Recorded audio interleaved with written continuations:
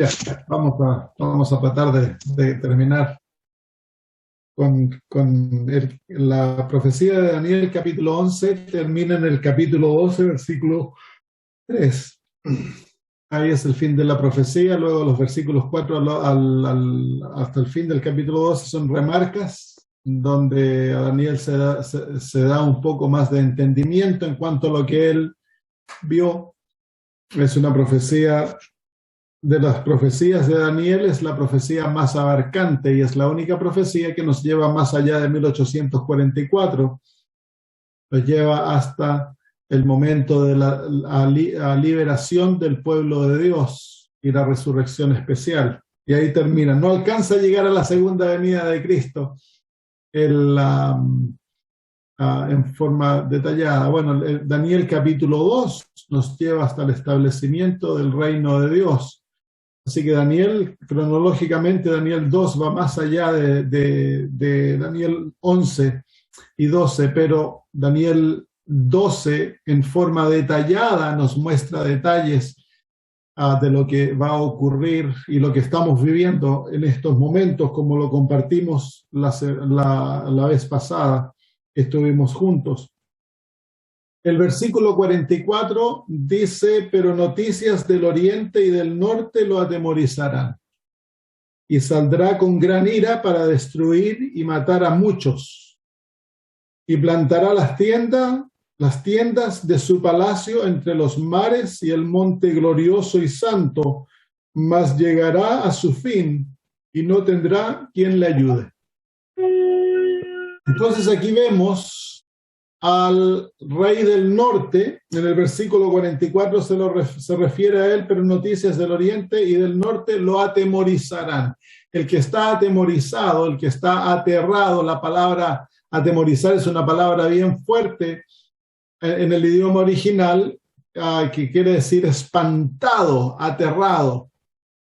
Así que en el versículo 43, la visión lleva al rey del norte hasta el punto en el cual él ha conquistado todo el mundo, ha vuelto a su poder. El rey del norte es la Babilonia espiritual, cuyo rey humano es el papado, un rey espiritual es Satanás. Han conquistado todo el mundo. Los reyes de la tierra están bajo su poder, han conquistado, le ha dado de beber a todo el mundo el vino del furor de su fornicación. Así que todo el mundo está bajo las alas del papado, y en el versículo 41 ha neutralizado al remanente.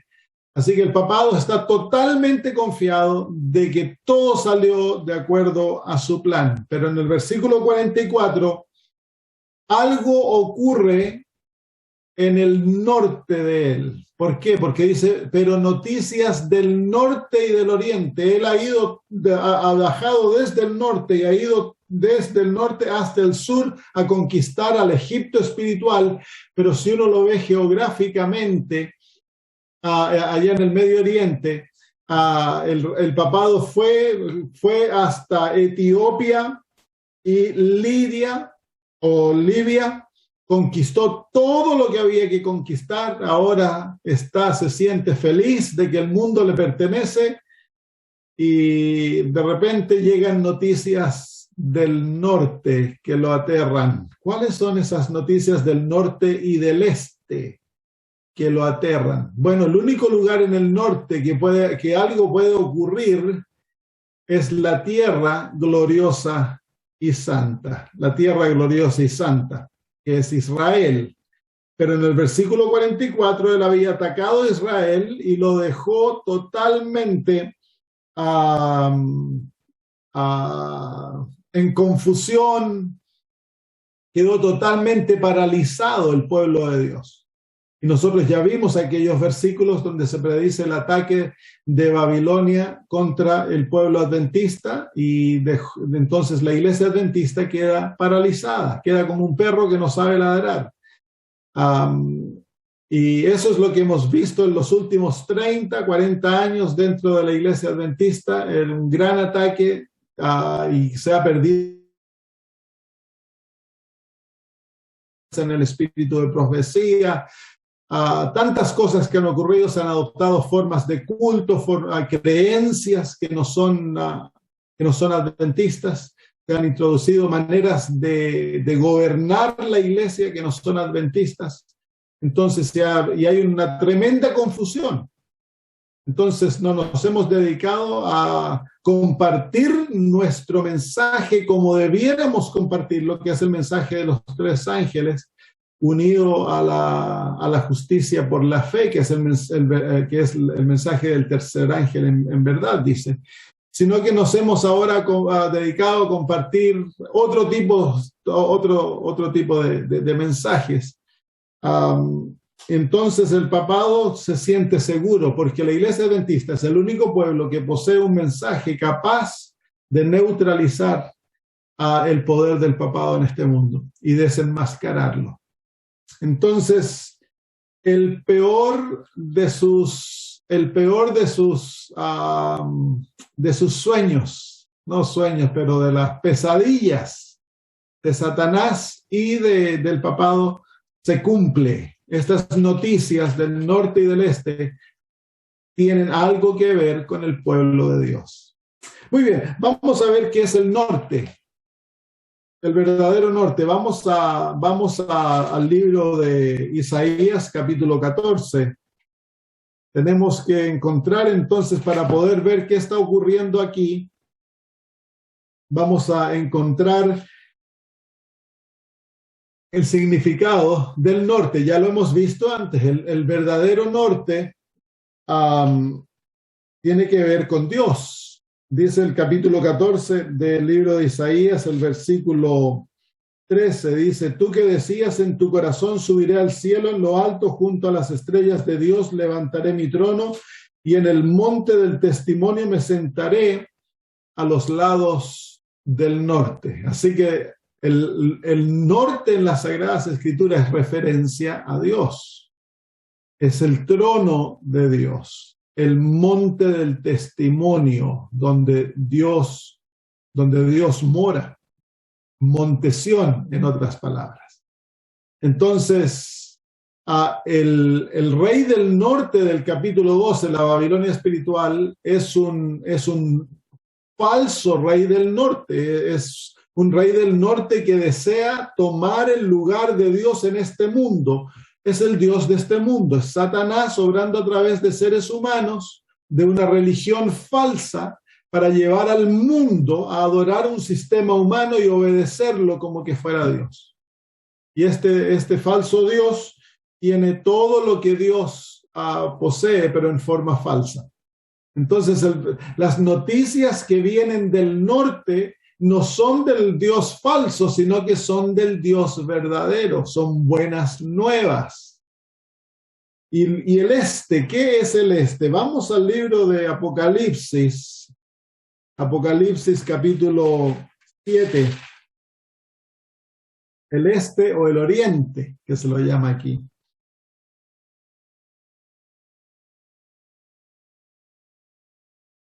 Versículo 1, dice: después de esto, vi a 4 ángeles en pie sobre los 4 ángulos de la tierra, que detenían los 4 vientos de la tierra para que no soplase viento alguno sobre la tierra, ni sobre el mar, ni sobre ningún árbol. Vi también a otro ángel que subía de donde sale el sol, y tenía el sello del Dios vivo, y clamó a gran voz a los 4 ángeles a quienes se les había dado poder de hacer daño a la tierra y al mar, diciendo: no hagáis daño a la tierra, ni al mar, ni a los árboles, hasta que hayamos sellado en sus frentes a los siervos de nuestro Dios. Entonces, el sol, este ángel que viene de la salida del sol, la salida del sol es el este o el oriente. Entonces, el oriente o el este es símbolo del sellamiento, pero el este específicamente representa a Cristo Jesús. Él es el sol de justicia. Entonces, de donde sale el sol va a levantarse Cristo Jesús en favor de su pueblo para sellar al pueblo de Dios. Esto es lo que nosotros llamamos la lluvia tardía. La obra de Dios que va a intervenir en la experiencia humana para derramar su espíritu, como dice el libro de Joel, sobre toda carne. Pero la obra comienza con el pueblo de Dios. Y la obra comienza con el derramamiento de la lluvia temprana y luego viene la lluvia tardía. Y eso va a darle el poder que Dios desea que su pueblo tenga. Y no hay nada que Satanás tema más que la iglesia adventista, que el pueblo adventista sea reavivado. Este reavivamiento ocurre en un contexto de un zarandeo. Hay ambas cosas. Y mientras el reavivamiento está ocurriendo, hay un gran grupo del pueblo de Dios que va a abandonar las filas y se van a unir a la oposición. Entonces, aquí encontramos predicho en el libro de Daniel el gran reavivamiento y el sellamiento del pueblo de Dios. Y por supuesto, aquella obra de sellamiento culmina con la formación del grupo de los 144,000. ¿Quiénes son los 144,000? Lo vamos a ver en un ratito aquello, para entender un poquito más acerca de este grupo. Entonces, vámonos de vuelta a Daniel capítulo 11. Pero noticias del oriente y del norte lo atemorizarán, o lo espantarán, o lo aterrarán. No, como dije, voy a repetir eso, no hay nada que Satanás tema más, y el papado también. No hay nada que Satanás y el papado teman más. Que el pueblo de Dios sea reavivado y que Dios cumpla su palabra de derramar su espíritu. Ahora, este reavivamiento es producto de varias experiencias y eso lo voy a mostrar hoy día rápidamente en el capítulo 2 de Daniel. En el capítulo 2 de Daniel, que es el capítulo que nos muestra en forma de historia, el pueblo de Dios predicando su mensaje profético. En el caso aquí es Daniel hablando de profecía al rey Nabucodonosor. Pero antes que Daniel y sus amigos o Daniel pueda predicar este mensaje profético al rey, ellos pasan por una experiencia en la cual ellos tienen que orar arduamente para que Dios les derrame el conocimiento necesario y el poder para darle a conocer al rey su sueño. Entonces, en el capítulo 2 de Daniel vemos que el reavivamiento es producto de la oración. Producto de la oración. La hermana de White dice que hemos de esperar un reavivamiento tan solo en respuesta a la oración. Así que ese es el primer elemento del reavivamiento. El pueblo de Dios ha de buscar por este reavivamiento intensivamente a través de la oración. Todos los reavivamientos de la historia han venido como producto de oración intensa. Han habido reavivamientos maravillosos en Europa. Luego de la Reforma hubieron 2 olas de grandes reavivamientos. Entre ellos estuvo el reavivamiento que fue traído por los metodistas, pero que fue producto que los menonitas, ellos se dedicaron a orar, a buscar a Dios por un reavivamiento y oraban todos los días, cada 1 hora, por 100 años.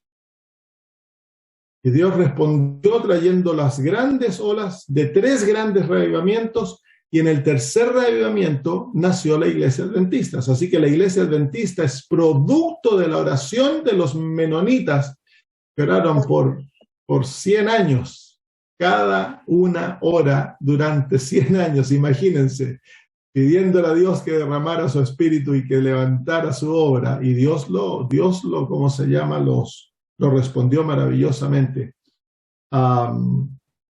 Pobre, me dio, como que me habló que por favor la dejara pasar. Y no la dejé. Hermana Carla, muchas gracias, ahí apagó su micrófono.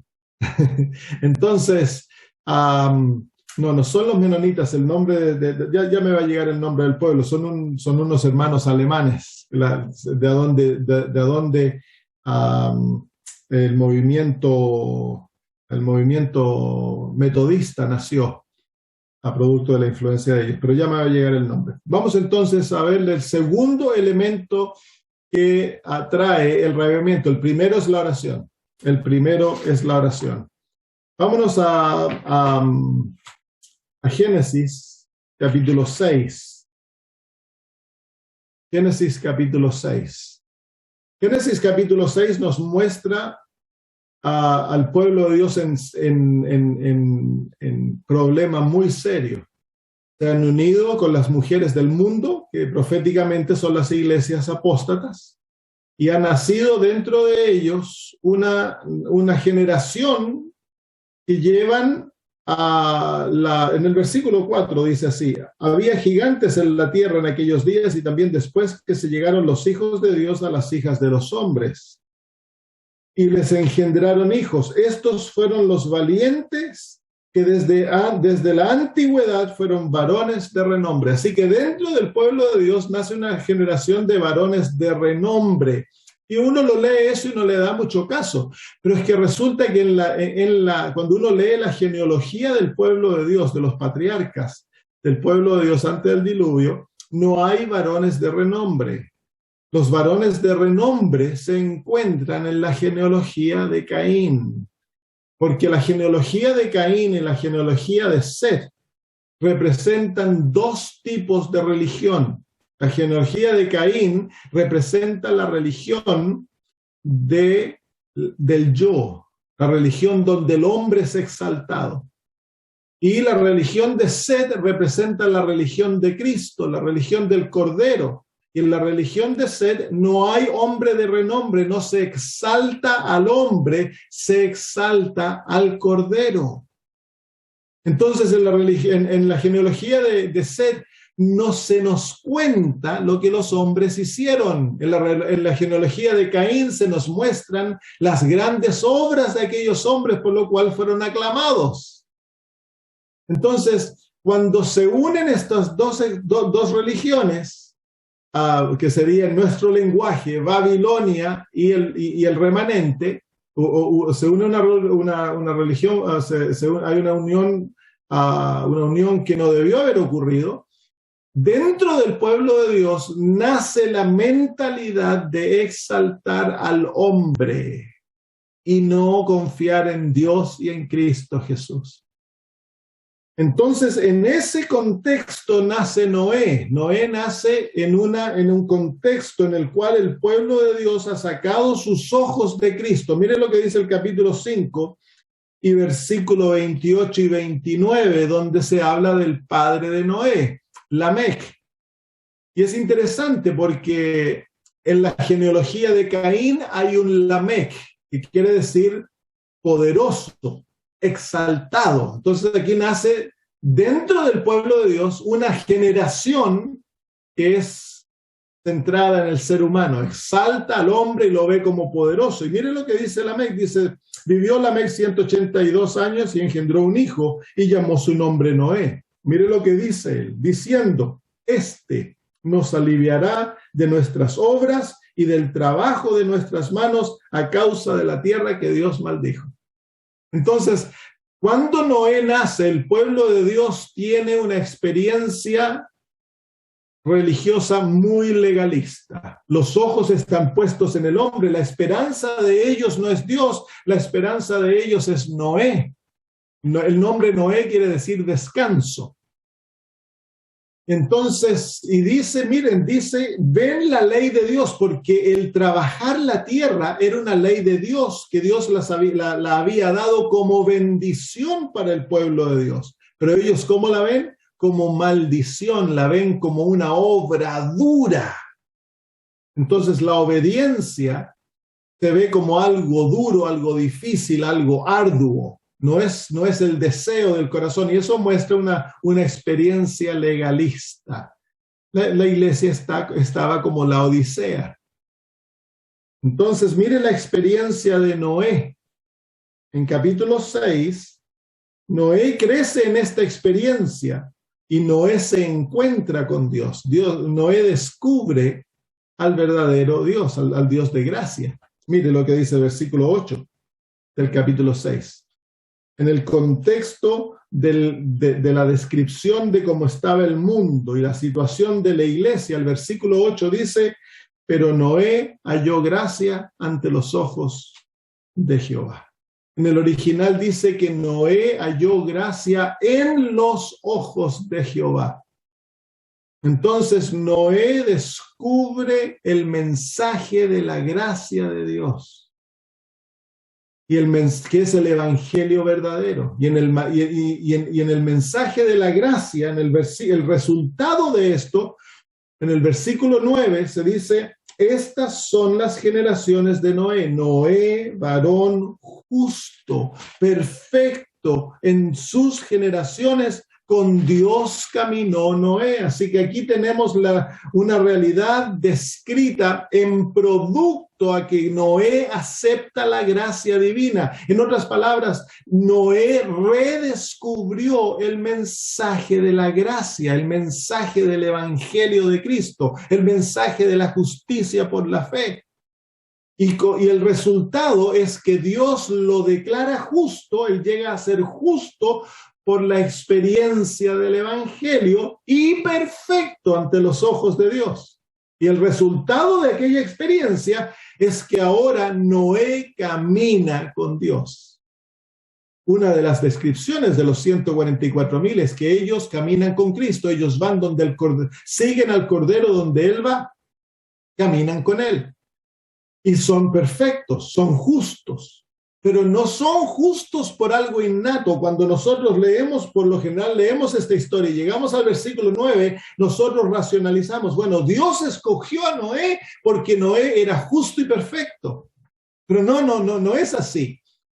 Noé se encuentra con Dios, a pesar de que él creció en el pueblo de Dios, creció en un pueblo de Dios que estaba espiritualmente muerto, espiritualmente en el estado de la Odisea. La iglesia, el pueblo de Dios estaba en apostasía contra los principios de Dios. Noé nace, que es la última generación antes del diluvio, y se encuentra con Dios, y cuando se encuentra con Dios descubre en los ojos de Dios aquella gracia maravillosa. Y él vuelve a retomar la religión de Cristo, que es el yo tiene que morir, hay que centrarse totalmente en Cristo para que Él otorgue su justicia a través de la justificación y la santificación. Y es tan solo a través de aquella experiencia que nosotros llegamos a ser justos y perfectos ante Dios. Y el resultado de aquello es que entonces ahora caminamos con Dios. Entonces, el segundo elemento del verdadero avivamiento es la predicación del evangelio, de la gracia y de la justicia de Cristo, con el propósito de que el pueblo, de que su pueblo tenga plena certeza en Cristo Jesús y encuentren su justicia y su perfección caminando con Dios. Entonces ese es el segundo elemento del gran reavivamiento, que es, el primero es la oración. A través de la oración nos vamos a encontrar con Dios, vamos a poder ver sus ojos simbólicamente y vamos a redescubrir la gracia. Y luego viene el alzamiento de Cristo como el Salvador y de su justicia. El mensaje de los 3 ángeles, por supuesto, está ahí. Si vamos al libro de Joel, Perdón, al libro de Ezequiel. Ezequiel capítulo 37. Ezequiel capítulo 37. El mensaje del valle de los huesos secos, de los huesos que están muertos, que es una representación del pueblo remanente antes de la gran batalla, de la batalla de Armagedón, que viene, y el capítulo 38 y 39 nos muestra al rey del norte, Magog y Magog. Y la descripción del pueblo de Dios es triste, dice en el versículo 1 del 37, la mano de Jehová vino sobre mí, me llevó en el espíritu de Jehová y me puso en medio de un valle que estaba lleno de huesos. Lleno de huesos. Y me hizo pasar cerca de ellos por todo en derredor, y aquí que eran muchísimos sobre la faz del campo, y por cierto secos en gran manera. Y me dijo, hijo de hombre, ¿vivirán estos huesos? Y dije, Señor Jehová, tú lo sabes. Esa es la condición en que la profecía presenta al pueblo de Dios, a la iglesia adventista. Muertos, somos huesos secos. ¿Vivirán? ¿Y cómo es que van a vivir? Entonces aquí se nos presenta otro elemento importantísimo. Dice, me dijo entonces, profetiza sobre estos huesos y diles, huesos secos, oíd palabra de Jehová. ¿Qué es lo que capacita a los huesos para oír la palabra de Dios? Es la palabra de Dios. Entonces, el resultado del gran avivamiento, termina esta profecía en el versículo 10. Dice, y profeticé como me había mandado, y entró espíritu en ellos, y vivieron, y estuvieron sobre sus pies un ejército grande en extremo. Así que al final de esta experiencia en la cual el profeta es mandado de profetizar y él profetiza la palabra de Dios, es que el pueblo es reavivado. Y al final de la experiencia, el pueblo está formado como un gran ejército. Por eso Satanás teme sobremanera que la iglesia sea reavivada, porque cuando sea reavivada va a ser un ejército lleno del Espíritu de Dios. Y él sabe que él no puede contender contra el Espíritu de Dios. ¿Qué es lo que causa el reavivamiento en esta experiencia aquí? Es la palabra de Dios. Entonces, el tercer elemento del verdadero reavivamiento es la prédica fiel de las Sagradas Escrituras y del espíritu de profecía. Es lo que la Biblia y el espíritu de profecía dice. Y esto va a traer una reforma dentro del pueblo de Dios. No tan solo buscamos reavivamiento, sino que todo reavivamiento verdadero trae reforma dentro del pueblo. Y esa reforma va a causar un zarandeo inmenso, porque aquellos que no deseen reformarse y quieran tan solo tener la experiencia de reavivamiento, van a salir volando del pueblo de Dios. Y tristemente, dice la hermana de White, que la gran mayoría del pueblo se va a unir a la oposición. Así que aquí se encuentra el tercer elemento del reavivamiento, la prédica de la palabra de Dios. Y cuando yo me refiero a la palabra de Dios, es las Sagradas Escrituras y el espíritu de profecía. Muy bien, vamos entonces ahora a Joel capítulo 2. Joel capítulo 2 es un libro maravilloso. 1 y 2 nos muestra el ataque del rey del norte contra el pueblo de Dios en forma del símbolo de langostas que entran a la tierra y lo dejan todo destruido. Y luego dice en el versículo 12, por eso, pues, ahora dice Jehová, convertíos a mí con todo vuestro corazón, con ayuno y lloro y lamento. Y rasgad vuestro corazón y no vuestros vestidos, y convertíos a Jehová vuestro Dios, porque misericordioso es y clemente, tardo para la ira y grande en misericordia, y que se duele del castigo. ¿Quién sabe si volverá y se arrepentirá y dejará bendición tras de él? Esto es ofrenda y libación para Jehová vuestro Dios. Tocad trompeta en Sión, proclamad ayuno, convocad asamblea, reunid al pueblo, santificad en la reunión, juntad a los ancianos, completad a los niños y a los que maman, salga de su cámara el novio y de su tálamo la novia. Así que el cuarto elemento del verdadero reavivamiento es que el pueblo ha de unirse, el pueblo ha de congregarse, el pueblo ha de venir y juntarse. Y en esa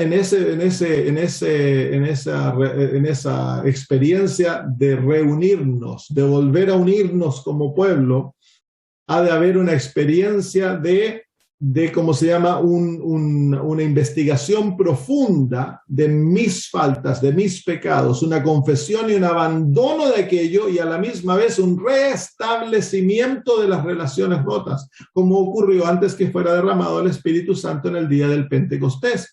Los apóstoles pasaron 10 días en el aposento alto orando, estudiando las Sagradas Escrituras, poniendo de lado sus faltas y poniendo de lado las diferencias que los habían desunido antes de la cruz. Recording in progress. Entonces, así que aquí se encuentra el cuarto elemento del verdadero reavivamiento. ¿Cuáles son los 4 elementos? La oración,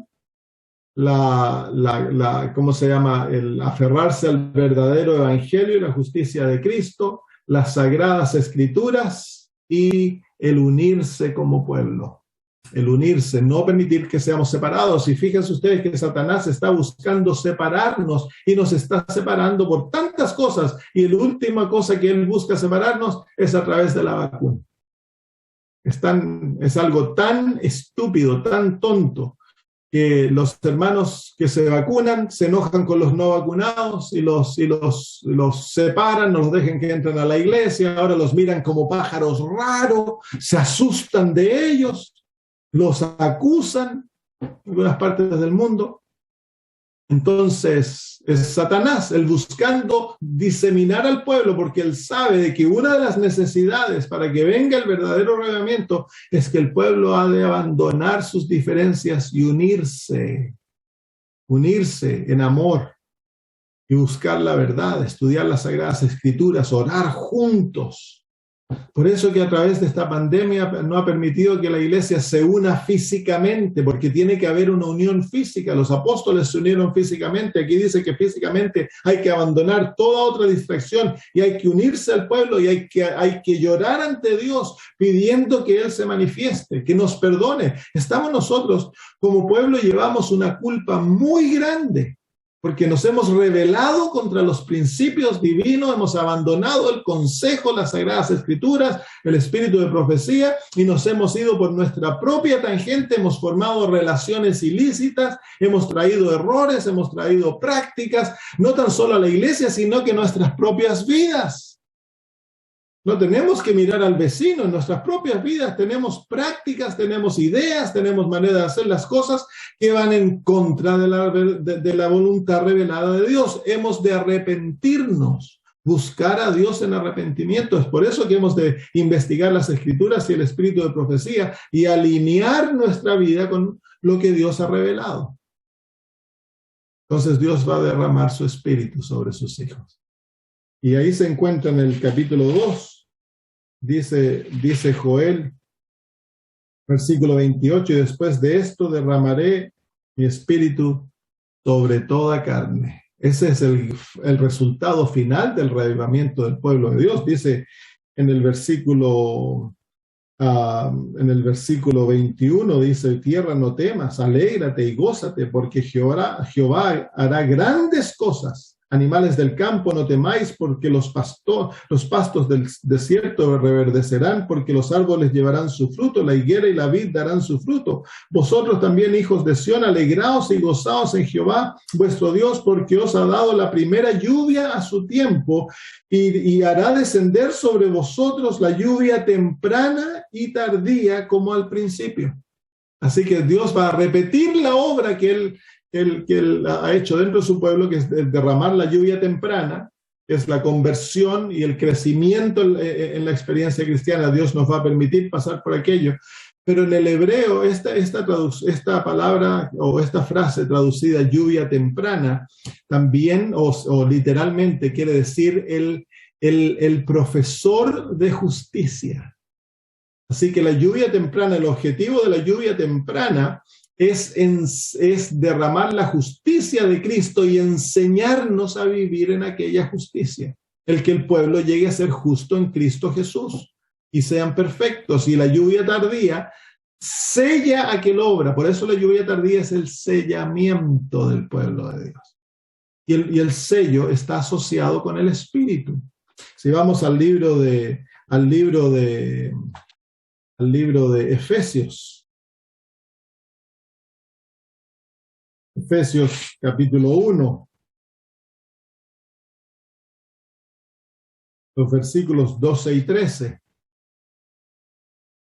Dice, a fin de que seamos para alabanza de su gloria nosotros los que primeramente esperábamos en Cristo. En él también vosotros, habiendo oído la palabra de verdad, el evangelio de vuestra salvación, y habiendo creído en él, fuisteis sellados con el Espíritu Santo de la promesa, que es las arras de nuestra herencia hasta la redención de la posesión adquirida para alabanza de su gloria. Así que aquí el apóstol Pablo está hablando de un sellamiento en el Espíritu Santo que ocurre a principio de la obra, a principio de la experiencia cristiana. Cuando uno es convertido, cree en Cristo Jesús, entonces el Espíritu Santo viene a morar en nosotros y se nos es dado como un sello de garantía que seremos redimidos.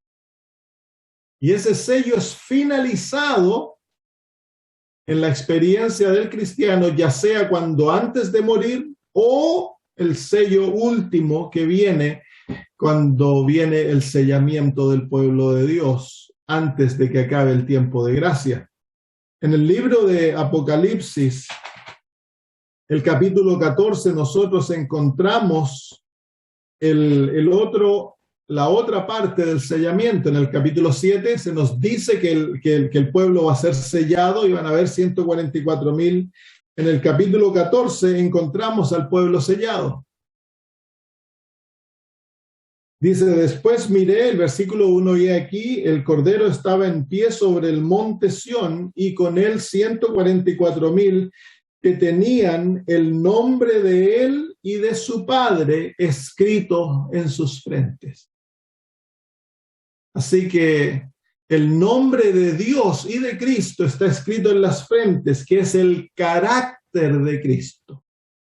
Ha sido sellado en la experiencia. El sello de Dios es el carácter. Hay un sello interno y hay un sello externo. El sello interno es la obra del Espíritu Santo desarrollando el carácter de Cristo a través de la experiencia de la justicia por fe, madurando aquella experiencia, perfeccionando al pueblo, llevándolo a la completa obediencia, y luego ocurre aquel sellamiento maravilloso en la mente, en la cual el pueblo es fundamentado en la verdad, fundamentado en esta experiencia que no la pueden ya más perder. Y el sello externo, lo que va a llevar a culminar el sello interno, es el sábado, que es el sello de la ley. Porque uno de los aspectos que Dios busca sellar dentro de su pueblo es la ley de Dios. Y el punto de toque, el punto que va a traer de gran controversia es el sábado. ¿Por qué el sábado? Porque el sábado es el sello dentro de la ley, es el sello de la autoridad divina y de la identidad divina dentro de la ley de Dios. Si el sábado no existiese en la ley de Dios, entonces la ley se puede aplicar a cualquier ser. Pero el sábado nos dice quién Dios es y por qué nosotros le debemos culto y obediencia.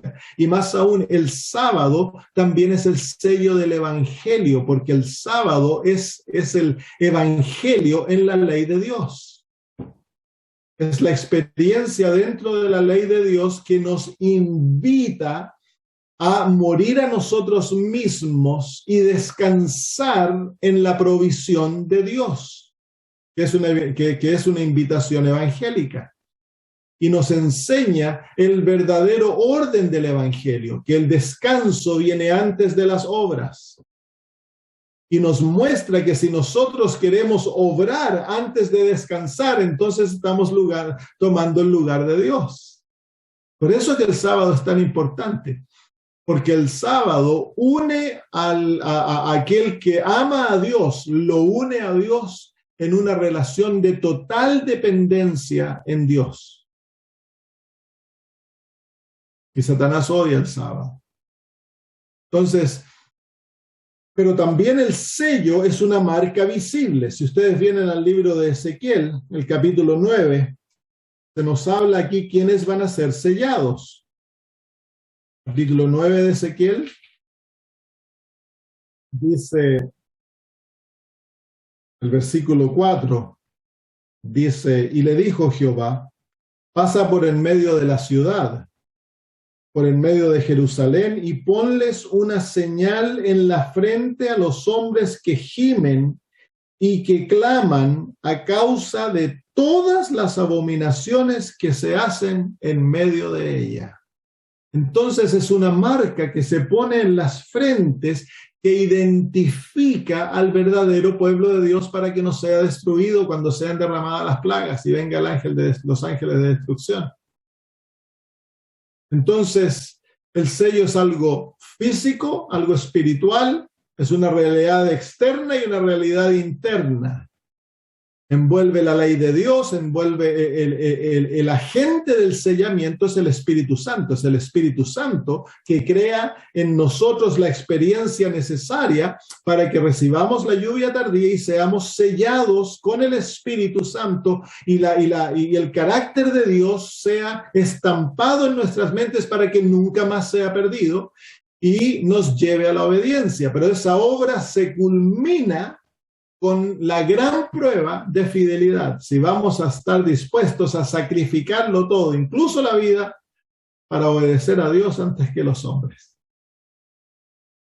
Y es una marca externa que va a dividir dentro del pueblo de Dios aquellos que son fieles y aquellos que son infieles. Y los fieles son caracterizados porque ellos están agonizando ante Dios en oración y llorando por lo que está ocurriendo dentro del pueblo de Dios. No son aquellos que abandonan la iglesia y que forman grupos disidentes y que comienzan a llamar al pueblo de Dios Babilonia. No, en todos los cuadros que vemos de esto, en Números 25, en Ezequiel 9, el pueblo de Dios fiel permanece dentro del remanente. No lo abandona, esperando con fe lo que Dios ha prometido, porque si Dios ha prometido, Él no puede faltar su promesa. Y la hermana de White dice de que el pueblo adventista no va a caer, Dios lo va a rescatar en la 11ª hora. Y que Dios va a tomar la obra en sus manos y va a usar elementos sencillos para terminar la obra, y Él va a dejar de lado todos aquellos hombres y mujeres que han dedicado a exaltarse a sí mismos y han tratado de controlar al pueblo de Dios y hacer su voluntad dentro del pueblo de Dios. Entonces hemos de tener paciencia, hermanos, porque esto ya se asoma. Y la última batalla, entonces Satanás, para tratar de contrarrestar esto, va a hacer dos obras. Él va a tratar de levantar un falso reavivamiento en el mundo, ilustrado por el falso mensaje de los 3 ángeles, para reunir a los reyes de la tierra y a todo el mundo con un mensaje demónico basado en, en milagros, que va a culminar en la aparición de Satanás como Cristo Jesús, para contrarrestar la obra del pueblo de Dios. Porque, hermanos míos, cuando Dios derrame su espíritu, el pueblo de Dios va a hacer una obra maravillosa, una obra gloriosa, que va a causar un terremoto dentro del reino de Satanás. Entonces, en respuesta a esto, Satanás va a levantar a la abominación desoladora, que es el papado, persiguiendo al pueblo de Dios y imponiendo la ley dominical para poder separar al pueblo de Dios y luego perseguirlo y destruirlo. Entonces, vienen tiempos maravillosos dentro de nosotros. Lo que estamos viviendo en estos tiempos, ya se lo he dicho varias veces antes, es simplemente que Dios nos está entrenando para prepararnos para aquello, pues. Porque Dios no nos va a echar a los leones sin que antes aprendamos a domar leones, sin que aprendamos a confiar en Él. a tener plena confianza en nuestro Dios, sabiendo que Él no nos va a abandonar. El pueblo de Dios se puede quedar sin trabajo, sin comida, sin ropa, y el sábado te garantiza que Dios te va a proveer todo, porque el sábado es el mensaje que dice: Dios ya terminó todas las obras, todo lo que tú necesitas para tener una vida feliz, Dios ya te lo otorgó a través de la creación y de la cruz. Y esa es la celebración del sábado. Celebramos nosotros, el sábado es una celebración, es un día gozoso de celebración en Dios, que Dios es nuestro Padre, que Dios es nuestro Creador, Él es nuestro Redentor, y que podemos descansar porque Dios ya hizo provisión para todo. Así que el pueblo de Dios nunca le va a faltar. Va a llegar el tiempo que Dios nos va a dar agua y pan. Por un tiempo vamos a comer agua y pan. Pero está bien, Dios no nos va a dejar que nos falte. Él va a hacer provisión para todo. Entonces hemos de aprender a desarrollar una fe de total dependencia en nuestro Dios. Y eso es lo que Dios está haciendo. Va sacando todos los bastones que hemos usado en este mundo para no confiar en Él y confiar en el mundo, en el banco, en el sueldo, en los papás, en todas las cosas que nos rodean, que encontramos confianza. Dios las va a sacar una por una y va a llegar el momento en que lo único en lo que vamos a poder confiar es Dios. Y si no aprendemos aquella lección, entonces vamos a abandonar el pueblo de Dios. La prueba va a ser demasiado dura. La última prueba es: el justo vivirá por la fe. Eso es lo que Dios desea que su pueblo haga. Aprender a vivir plena fe, por una fe que nos lleva a obrar por amor. Muy bien, entonces vámonos de vuelta a Daniel. Daniel 11. Hermano, avanzamos un puro versículo nomás. Daniel 11, versículo 44. El resultado del sellamiento es que se produce dentro del pueblo de Dios a los 144,000.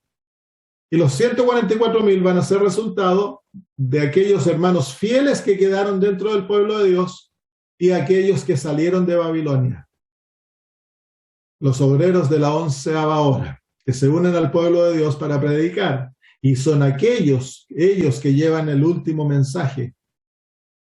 Y van a haber un gran número de conversos. Dice que una multitud de conversos sale de Babilonia, dice la hermana White. A lo mejor 1/3 del mundo se va a convertir.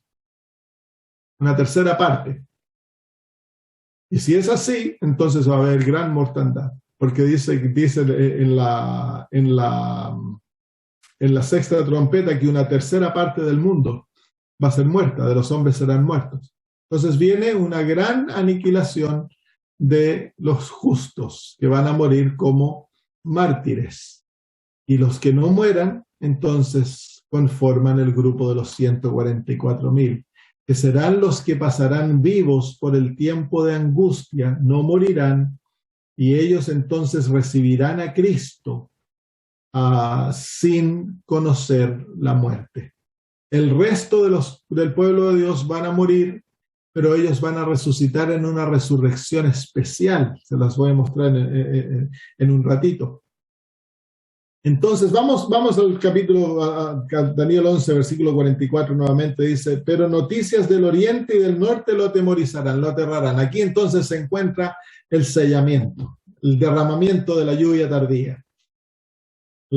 Aquí está la experiencia del ángel de Apocalipsis capítulo 18, que ilumina la tierra con la gloria de Dios. Y la gloria de Dios es el carácter, es su carácter. Entonces, en la última predicación del evangelio, es una predicación que muestra en forma práctica al mundo el carácter de Dios. No será tanto por argumentos, dice la Biblia. La hermana de Guay, los argumentos ya se han presentado, sino por convicción del corazón, por convicción del espíritu.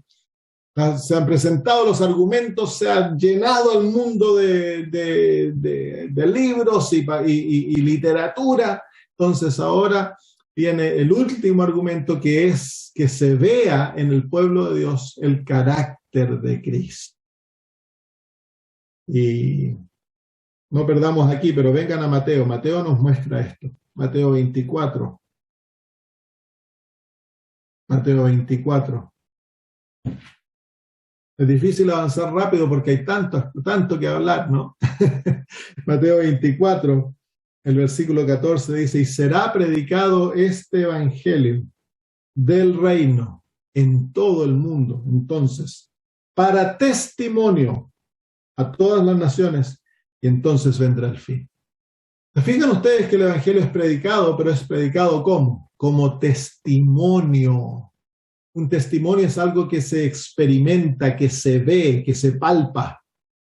Entonces el evangelio, el último evangelio es un evangelio predicado en forma de testimonio. El mundo va a ver nuestro mensaje, no tan solo lo va a escuchar. Ellos van a ver el resultado que el mensaje de los tres ángeles causa en la vida. El mensaje de los tres ángeles está unido a dos experiencias. Una es, dice la hermana White, de que el mensaje pro salud es la mano derecha del mensaje.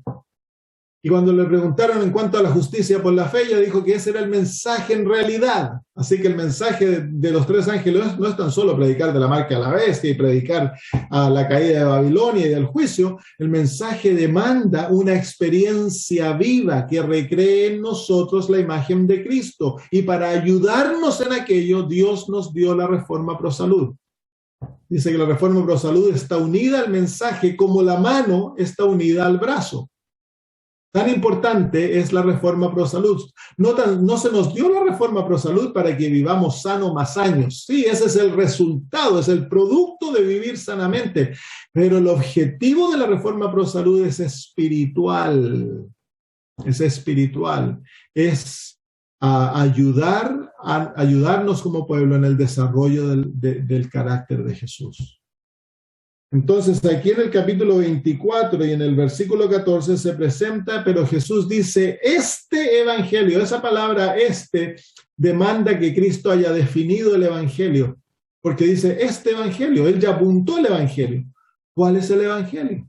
Bueno, cuando ustedes leen los versículos 9 al versículo 13, se dan cuenta que hay un tremendo caos dentro de la iglesia. Tremendo caos. El versículo 9 nos da un apunte, dice, entonces os entregarán a tribulación y os matarán y seréis aborrecidos de todas las gentes. Y ahora nos dice por qué, por causa de mi nombre. Entonces el pueblo de Dios va a ser perseguido por el carácter de Cristo, porque tendrán su santidad, tendrán su perfección, tendrán su amor, tendrán el carácter de Cristo. Ese es el sello puesto en la frente, el nombre de Dios y del Padre, el nombre de Cristo y del Padre. Pero en el versículo 13 se nos muestra un grupo, dice, el que persevere hasta el fin, este será salvo.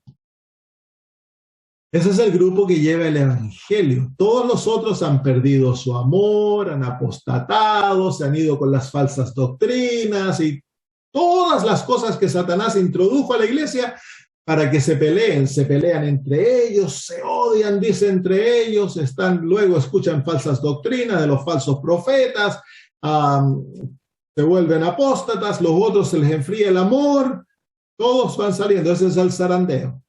Y los que quedan son los que perseveran. Pero la palabra perseverar, nosotros la asociamos la palabra perseverar con una actitud de tener coraje, de tener fortaleza. Y es verdad, está asociado a eso. Pero la palabra perseverar, también en el griego, en esta palabra, quiere decir descansar.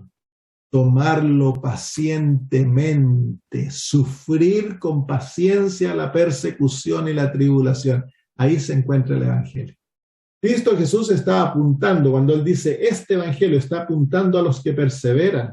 Ellos tienen una experiencia con Cristo que les permite a ellos ser fieles hasta el fin.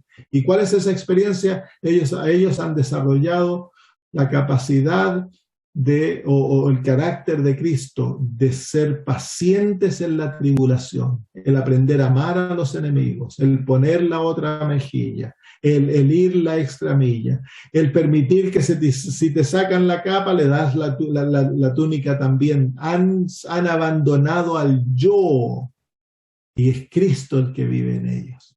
Y se manifiesta en el versículo 15, cuando el Señor Jesús habla de aquellos que escaparán la persecución de la abominación desoladora, en el versículo 15 dice, por tanto, cuando veáis en el lugar santo la abominación desoladora de que habló el profeta Daniel, el que le entienda, entonces los que estén en Judea huyan a los montes. El que esté en la azotea, entonces el que esté en Judea huya a los montes, el que esté en la azotea no descienda para tomar algo de su casa. Y el que esté en el campo no vuelva atrás para tomar su capa. Entonces, aquí tenemos 3 experiencias. Y la cuarta, hay de las que estén en cinta y de los que críen en aquellos días. Entonces, hay 3 experiencias positivas, una negativa aquí. Las positivas reflejan a aquellos que aprendieron a esperar, aquellos que aprendieron a perseverar. ¿Y cómo aprendieron a perseverar? El nombre Judá viene de Judea y quiere decir, o el nombre Judea viene de la palabra Judá. Y la palabra Judá quiere decir Él sea alabado. Así que aquí vemos un grupo que los que van a escapar son aquellos que han aprendido a alabar a Dios en todas las circunstancias. Ellos han aprendido a regocijarse en Cristo en todo. ¿Por qué? Porque esto demanda una negación absoluta del yo. Y aprender a alabar a Dios en el medio del dolor, en el medio de la pobreza, en el medio de la persecución, en el medio del rechazo. Hay aprender a alabar a Dios y a regocijarse en Él para darle gloria. Estos van a subir a una experiencia más alta. Estos arrancan al monte. Y el segundo grupo son aquellos que están en la azotea. Y el consejo a ellos es que no desciendan a las casas, no han de descender. ¿Qué es lo que han de hacer? Han de subir como los de Judea. ¿Y quiénes son los que están en la azotea? La azotea representa la oración en las Sagradas Escrituras. Dice que el apóstol Pedro subió a la azotea a orar al mediodía. Así que la azotea es aquellos que están orando. Así que el pueblo de Dios ha aprendido a confiar en Dios de todo corazón y por ella confianza han aprendido a regocijarse a Dios y a alabarlo en todas las circunstancias. Y segundo, es un pueblo de oración. Ya no se preocupan ahora de sus posesiones, de lo que tienen abajo en la casa, como la esposa de Lot. Ellos ahora, su único deseo es subir a una experiencia más alta. Y lo último son aquellos que están en el campo, los que están trabajando por el Señor, los que están predicando el Evangelio, los que están compartiendo la palabra, los que están visitando a sus vecinos, visitando a los enfermos, aquellos que por amor han sido motivados a dedicar su vida a la predicación del Evangelio. Ese es el tercer grupo. Y el tercer grupo se les dice que no vuelvan atrás a buscar su ropa. En otras palabras, esto es que no confíen en su propia justicia, sino que confíen en la justicia de Cristo Jesús. Ahí se encuentran entonces el resultado del sellamiento. Dios va a tener un pueblo que se va a regocijar en todas las cosas, un pueblo de oración y un pueblo de predicación, un pueblo que dedica su vida para el bienestar de aquellos que están alrededor de ellos. Un pueblo que está buscando subir a los montes, un pueblo que no se preocupa de sus posesiones materiales, de descender a la casa, y un pueblo que no confía en sus propias obras. Un pueblo que ha aprendido a ser paciente en la tribulación y que tiene la paciencia y el amor de Cristo, que ama a sus enemigos, que pone la otra mejilla, que se regocija cuando hablan mal de ellos, que se regocija en la persecución. Esa es la experiencia que va a tener el pueblo de Dios, el pueblo sellado. Muy bien, está llegando la hora de terminar. Vámonos de vuelta a Daniel 11. Entonces dice, pero noticias del oriente y del norte lo atemorizarán. ¿Se dan cuenta por qué se atemoriza? Y luego dice, y saldrá con gran ira para destruir y matar a muchos. Ese versículo está asociado con el versículo 15, Mateo 24, que es la abominación desoladora. La palabra abominación quiere decir idolatría, es un sistema idolátrico, y desoladora es un sistema de persecución. Es el catolicismo, pues. Es la última Babilonia. La mujer va a quedar borracha de la sangre de los santos, dice la Biblia. Entonces aquí se levanta el papado en respuesta a las noticias que vienen del norte, que es el gran reavivamiento del pueblo de Dios y el sellamiento. Entonces el papado, el Satanás, motiva a Babilonia a imponer la marca de la bestia, levantar la imagen de la bestia, a través de la imagen de la bestia, la marca de la bestia, para destruir al pueblo de Dios. Ahí comienza la batalla del Armagedón. Con eso comienza la gran batalla. Ahora los ejércitos se están formando. Satanás está formando su ejército. La sexta trompeta nos muestra la formación de los dos ejércitos. Muestra la formación del ejército que está bajo Satanás, que la Biblia dice que Juan escuchó su número, 200 millones. 200 millones, claro, 200 millones. Y Juan antes, en el capítulo 7, había escuchado el número del ejército de Jehová, 144.000. Entonces los números, por supuesto, son simbólicos, representan. En el lado de Satanás se encuentra todo el mundo, en el lado de Dios, su ejército, con los 144.000, un grupo pequeño, comparado a los que están en el mundo, ¿no? Entonces aquí se forman los dos grandes bandos y la sexta plaga, la sexta trompeta nos muestra en el capítulo 9 la formación del ejército de Satanás, y en el capítulo 10 nos muestra el remanente, la formación del ejército de Dios, el remanente, la iglesia adventista. Entonces de este remanente sale el último remanente, el que nos va a representar en la última batalla. Los 144.000 representan a los fieles de todas las edades. En ellos son representados los hijos de Dios de todas las edades, y en la victoria de ellos, su victoria les adjudicada a todo el pueblo de Dios. ¿De dónde saco eso? Vengan conmigo al libro de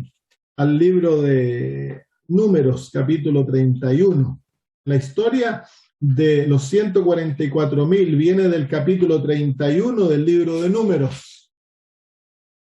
Si ustedes se acuerdan, en el capítulo 25 ocurrió una gran apostasía, producto de que Balaam y Balac se unieron para hacer caer al pueblo de Dios, y diseñaron un plan en el cual Balaam le dijo a Balac que engañar a los líderes del pueblo de Dios a través de las prostitutas del culto de Baal.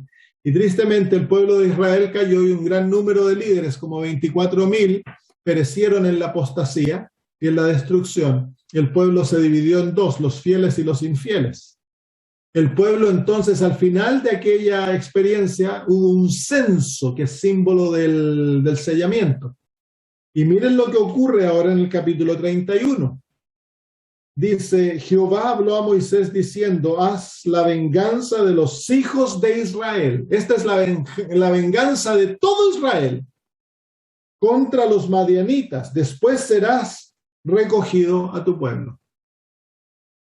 Entonces Moisés habló al pueblo diciendo: armaos algunos de vosotros para la guerra, y vayan contra Madián, y hagan la venganza de Jehová a Madián. Así que no todos van a la guerra, es la venganza de todo Israel, pero tan solo algunos son escogidos. Miren cuántos son escogidos. 1,000 de cada tribu. 1,000 de cada tribu, de todas las tribus de los hijos de Israel, enviaréis a la guerra. Así que van a ir 1,000 de cada tribu a esta batalla. Es una guerra, y el propósito de esta guerra es vengar lo que ocurrió en el pueblo de Dios. Es la venganza de Jehová. Por eso Satanás está aterrado que se formen los 144.000. Entonces aquí en este caso son 1,000, 12.000 van a ir. 12.000 representa a Israel. Pero en el Nuevo Testamento hay otros 12.000 que representan a la iglesia. Por eso la Nueva Jerusalén las 12 puertas representan a los apóstoles. Y las 12 puertas representan a las tribus. Los 12 fundamentos representan a los apóstoles. Eso es todo Israel. Israel físico, Israel espiritual. Y los 144.000 es exactamente lo mismo. Hay 12.000, son 12.000 por 12.000, 144.000, 12.000 de cada tribu. Entonces aquí el pueblo de Dios de todas las edades es representado y la victoria de los 144.000 es adjudicada a todo el pueblo de Dios a través de todas las edades. Miren lo que dice. Entonces, así fueron dados dice versículo 5, versículo 4, 1.000 de cada tribu, de todas las tribus de los hijos de Israel enviaréis a la guerra. Así fueron dados de los millares de Israel 1.000 por cada tribu, 12.000 en pie de guerra. Y Moisés los envió a la guerra. 1.000 de cada tribu envió. Y Finés, hijo del sacerdote Eleazar, fue a la guerra con los varones con los vasos del santuario y con las trompetas en su mano para tocar. Qué interesante, Finés es el sumo sacerdote y él va con los 12.000 a la guerra. Y vemos a Jesús con los 144.000 listos para ir a la guerra. Claro, pues. En el Apocalipsis capítulo 14, están los 144.000 en el monte Sión con el Cordero. Y en el capítulo 12 de Apocalipsis, versículo 1, Miguel se pone de pie, el gran príncipe que está de parte de los hijos de tu pueblo. Así que él se pone de pie. Y en el capítulo 3 de Daniel, vemos a Jesús venir a estar con los hijos de Dios que son echados en el horno de fuego. Así que en el tiempo de angustia no vamos a estar solos. No, el sumo sacerdote viene a pelear con nosotros. Él va a estar con nosotros a través de su espíritu, por supuesto. Versículo 7. Dice, y con las trompetas en su mano para tocar. Interesante, ahí están las trompetas. Esto está asociado con las 7 trompetas y con los sellos. Y pelearon contra Madián, como Jehová lo mandó a Moisés, y mataron a todo varón. Mataron también entre los muertos de ellos a los reyes de Madián, Evi, Requem, Sur, Ur y Rebas, 5 reyes de Madián.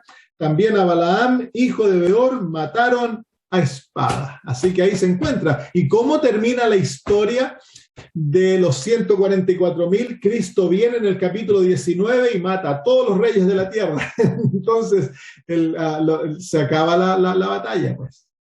La victoria es obtenida por el pueblo de Dios. Así que es maravilloso. Versículo 45 de Daniel capítulo 11.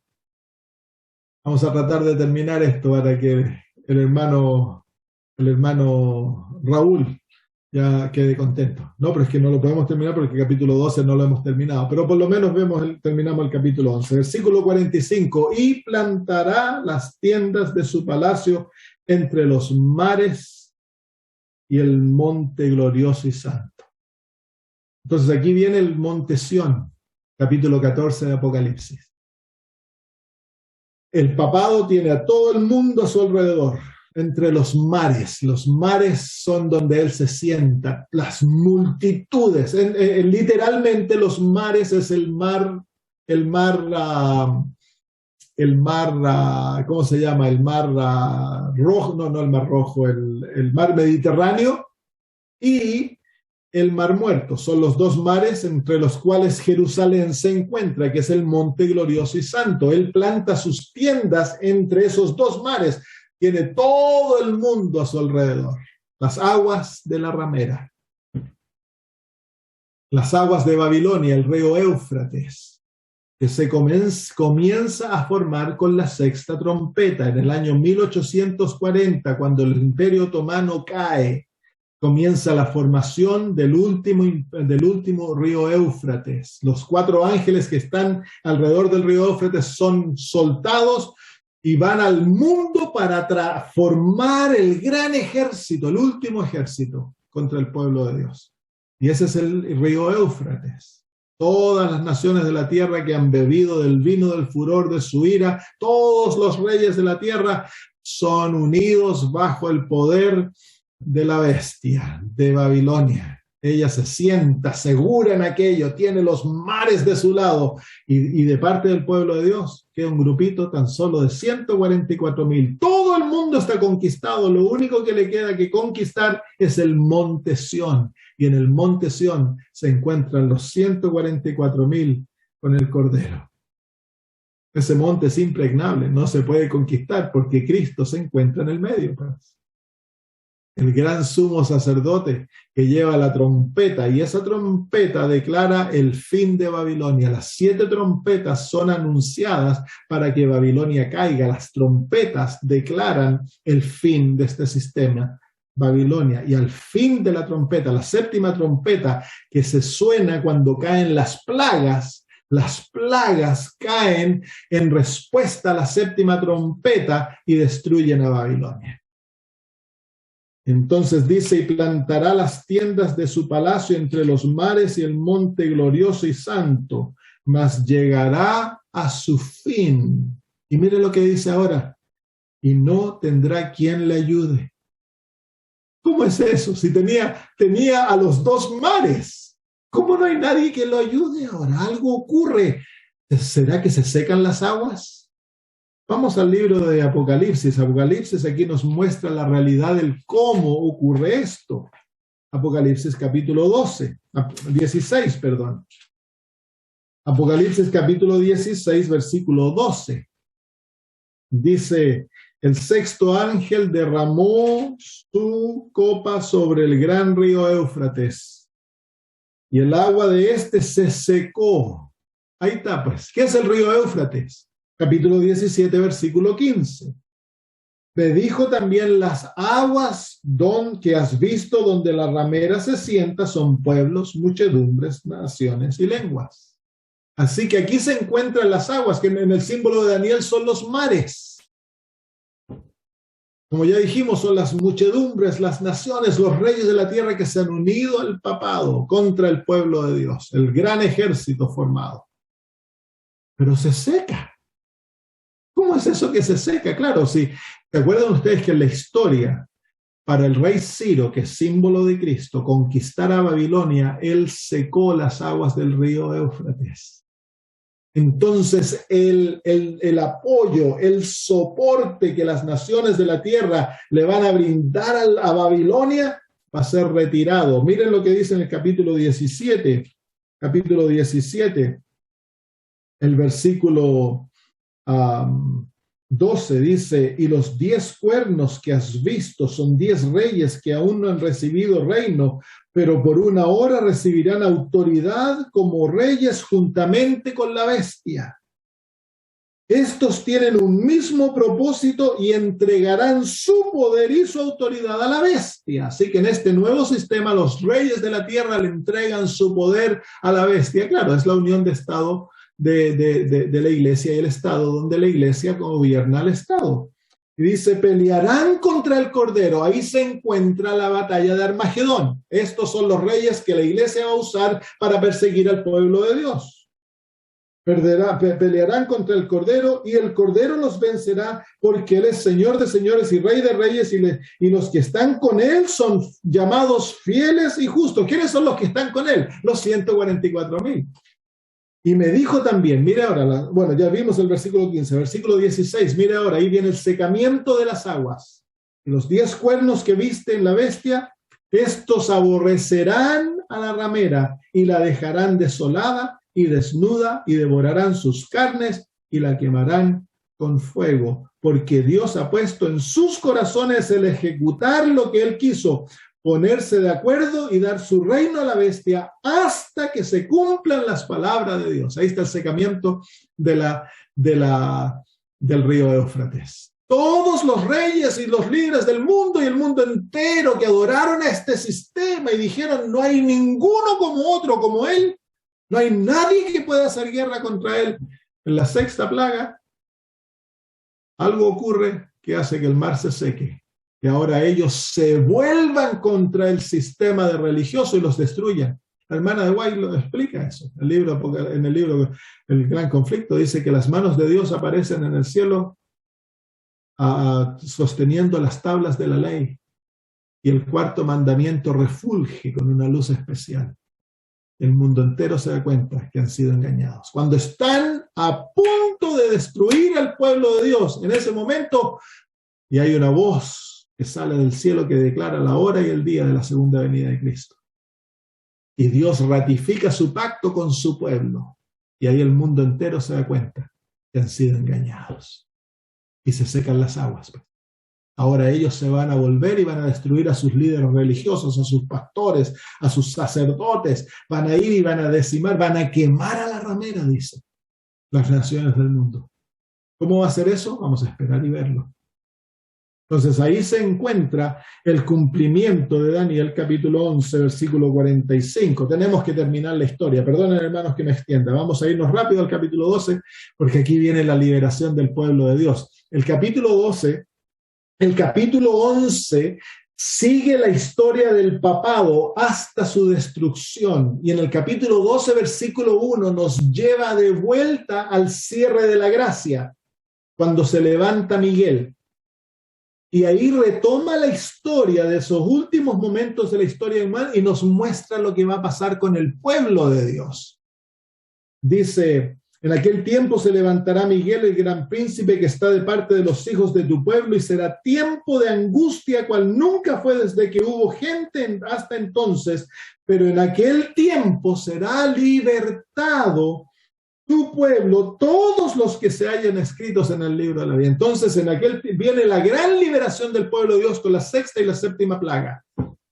La sexta plaga seca el río Éufrates, cuando se presentan las manos de Dios con la tabla de la ley, y luego viene la séptima plaga, que es la destrucción del sistema de Babilonia con un gran terremoto, y aquello va a abrir como las cárceles, y los hijos de Dios que estaban echados a morir van a salir.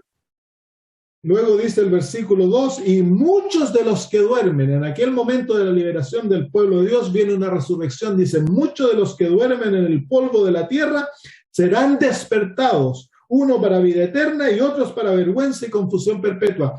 Aquí se despiertan, dice la hermana de White, todos aquellos que murieron en la predicación del mensaje del tercer ángel. Todas las generaciones de adventistas del séptimo día que murieron fieles, esperando que ellos eran la última generación, soñando con ver a Cristo venir, y sin embargo bajaron al descanso. Dios los va a despertar en una resurrección especial antes de que Cristo venga, para que contemplen los últimos eventos que ellos predicaron y contemplen la segunda venida de Jesús. Y entre ellos también se levantan los peores enemigos de la verdad. Entonces hasta aquí nos trae la profecía. Y luego en el versículo 3 dice, los entendidos resplandecerán como el resplandor del firmamento, y los que enseñan la justicia a la multitud como las estrellas a perpetua eternidad. ¡Qué maravilloso! Daniel 11 nos ha mostrado la tremenda batalla que Satanás ha lidiado contra el pueblo de Dios para destruirlo usando estos dos reyes, el rey del norte y el rey del sur. Pero el capítulo 12 nos muestra la victoria del pueblo de Dios. Vamos a ser un pueblo victorioso, y para ello hemos de ser fieles, hermanos. Hemos de acercarnos a Cristo, hemos de tener las 4 experiencias del reavivamiento. Hemos de prepararnos, hermanos, para la recepción del Espíritu Santo que Dios está a punto de derramar sobre su pueblo. La historia que aún nos espera es la historia más maravillosa del pueblo de Dios. Los profetas le hubiera encantado estar vivos en esta época. Los hermanos adventistas dicen, no, a mí me gustaría morirme. No, yo quiero estar vivo. Bueno, si el Señor desea que yo baje al descanso como mártir, pero yo quiero estar vivo y ser fiel a Cristo. Si he de morir, que muera en mi puesto, pero no abandonar, no salir corriendo cuando uno ve al enemigo venir, salir corriendo. No, eso es deslealtad. Hay que aferrarse a Cristo, permitir que Él nos prepare, nos llene de su gracia, porque es por su gracia que vamos a ser preparados para esto. Que nos llene de su justicia, que su carácter sea perfeccionado en nosotros y que seamos llenos del Espíritu Santo. Y que podamos, hermanos míos, representar a nuestro Señor en las horas que vienen, porque esto ya está encima nuestro, hermanos. Así que el Señor nos prepare, que el Señor nos sostenga, que el Señor nos dé el poder para poder serle fieles en los momentos que vienen. Que el Señor nos bendiga.